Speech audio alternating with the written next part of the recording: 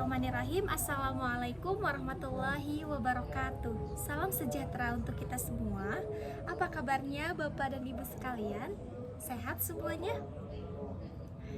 Baiklah, hamdan wa syukranillah, sholatan wassalaman ala rasulillah wa ala alihi wa sahbihi wa mawala amma. Puji beserta syukur, marilah kita sama-sama curah limpahkan kepada Tuhan semesta alam, yakni Allah Subhanahu wa Ta'ala, yang telah memberikan kita nikmat sehat, nikmat iman, dan nikmat Islam, sehingga kita bisa berkumpul bersama di tempat yang insya Allah Allah muliakan. Sholawat bertangkaikan salam, berbuah cinta dan kasih sayang, semoga selamanya terlimpah curahkan kepada Habibana wa Nabiyana wa Maulana Muhammad Sallallahu Alaihi Wasallam. Tak lupa kepada para keluarganya, para sahabatnya, tabi'in dan tabi'atnya, dan semoga sampailah kepada kita selaku umatnya. Amin ya rabbal alamin.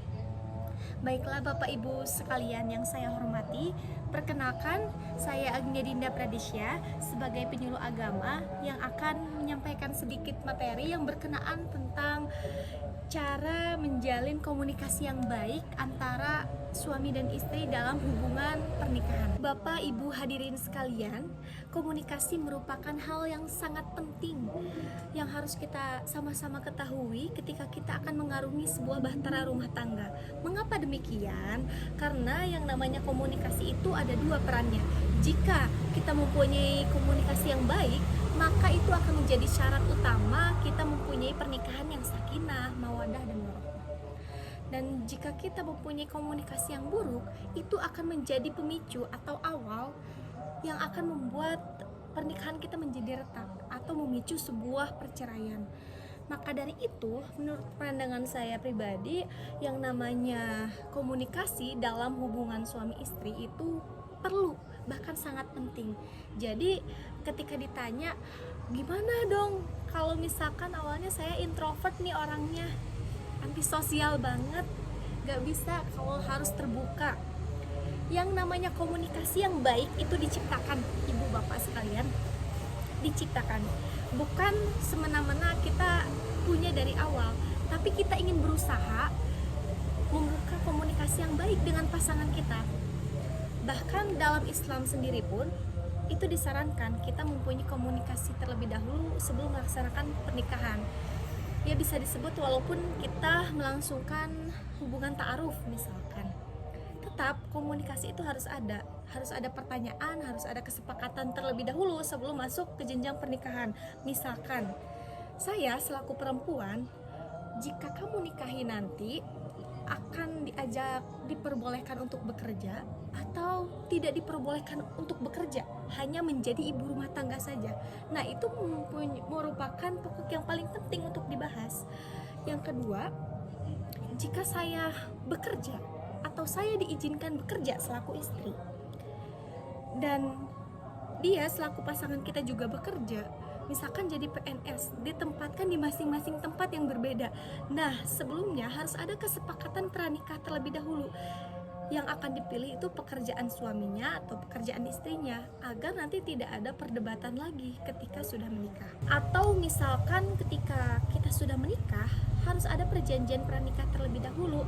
Nanti ketika aku menikah, itu akan tinggal di mana, misalkan di kontrakan atau sudah punya rumah sendiri atau masih ngikut ke rumah orang tua. Itu harus didiskusikan terlebih dahulu, gak bisa kita ngambil keputusan sebelah pihak saja. Dan itu kuncinya adalah komunikasi.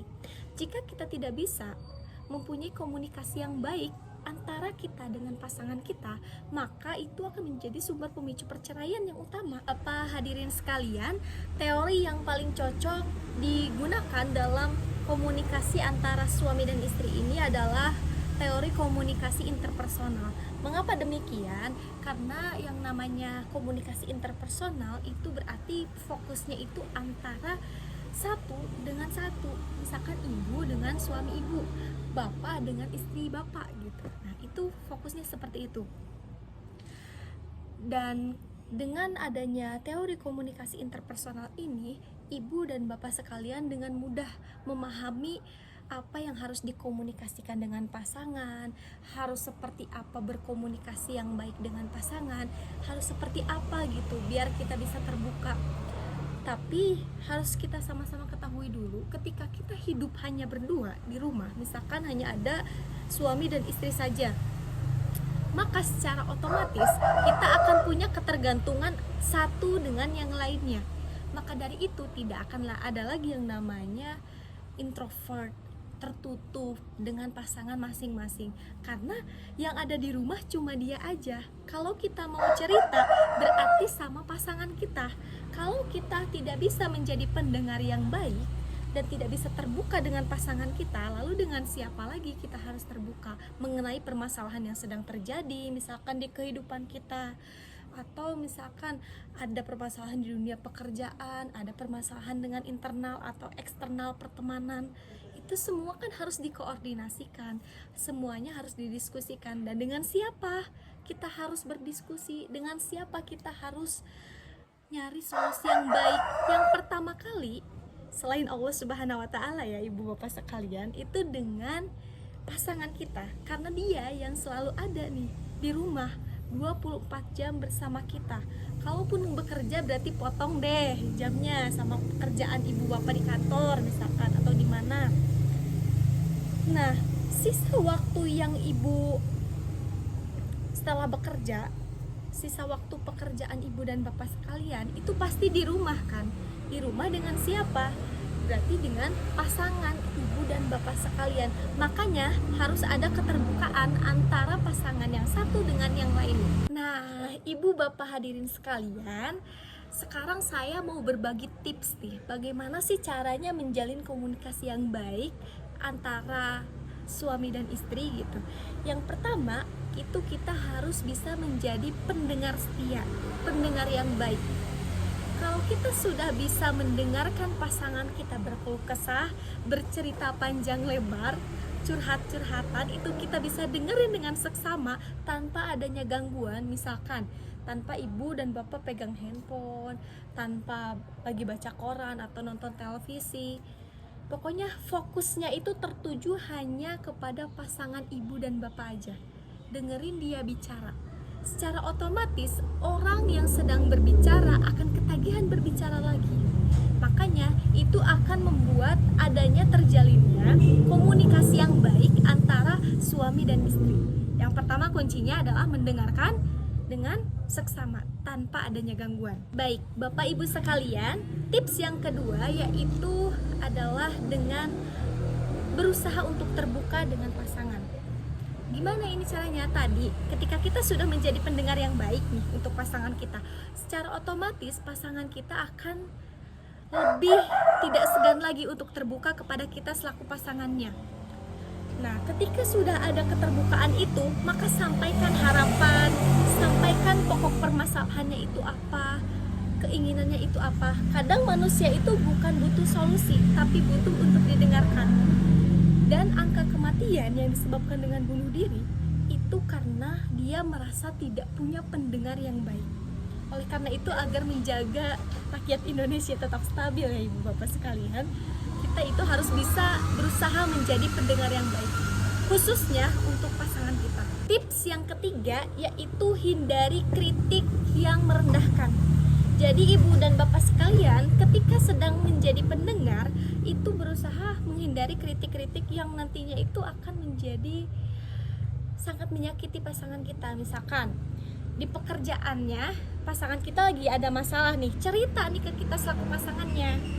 Nah, tugas kita selain mendengarkan, berikan kritik yang membangun, bukan kritik yang merendahkan. Misalkan kritik yang merendahkan itu seperti ini, lah kamu loh, masa kayak gitu juga gak bisa, masa handle pekerjaan yang seperti itu juga gak bisa, ya pantes lah dimarahin bos. Itu secara langsung suami kita nih, pasangan kita akan merasa kok cerita sama istri kayak gini banget ya, jadi gak mau lagi tuh cerita. Jadi tidak akan lagi ada komunikasi yang terjalin dengan baik antara suami dan istri. Tips yang keempat yaitu gunakan bahasa tubuh yang positif. Bahasa tubuh yang positif itu yang seperti apa Bapak Ibu sekalian, ada yang tahu? Bahasa tubuh yang positif itu adalah kita bisa nih fokuskan mata kita kepada lawan bicara kita, yaitu pasangan kita. Gerakan tubuh misalkan happy banget nih dengerin ceritanya, oh kayak gitu ya, ngangguk-ngangguk aja itu udah seneng nih pasangan kita sebenarnya. Terus misalkan buang jauh-jauh gerakan tubuh atau body language yang negatif, misalkan kayak gini, gak niat untuk dengerin. Nah yang seperti itu nih yang nantinya akan si komunikan itu merasa kayaknya aku gak didengerin deh. Tips yang kelima yaitu kelola emosi dengan baik. Jika pasangan kita mulai terbuka kepada kita untuk mengomunikasikan misalkan permasalahan yang sedang terjadi di pekerjaannya, misalkan dia di PHK nih, kita selaku pasangannya jangan langsung ngejas misalkan, ih kamu kenapa di PHK sih, gak becus ya kerjanya. Itu yang akan membuat pasangan kita enggan untuk berkomunikasi secara terbuka lagi dengan kita. Tips yang keenam yaitu jadwalkan waktu untuk berbicara dengan pasangan. Kadangkala kita itu sulit gitu mengatur waktu ketika kita sudah berkecimpung langsung ke dunia pekerjaan. Kita merasa banyak pekerjaannya, banyak tugasnya yang harus diselesaikan, misalkan ada deadline dari bos dan lain sebagainya, sehingga pasangan kita terlupakan. Padahal semakin lama kita tidak berkomunikasi dengan pasangan kita, semakin sulit kita membuka komunikasi yang baik dengan pasangan kita. Dan tips yang ketujuh yaitu pahami perbedaan. Ketika kita sudah paham dengan perbedaan pasangan kita, kita akan mampu dengan mudah memberikan solusi yang baik. Gimana ya solusi yang cocok untuk pasangan kita?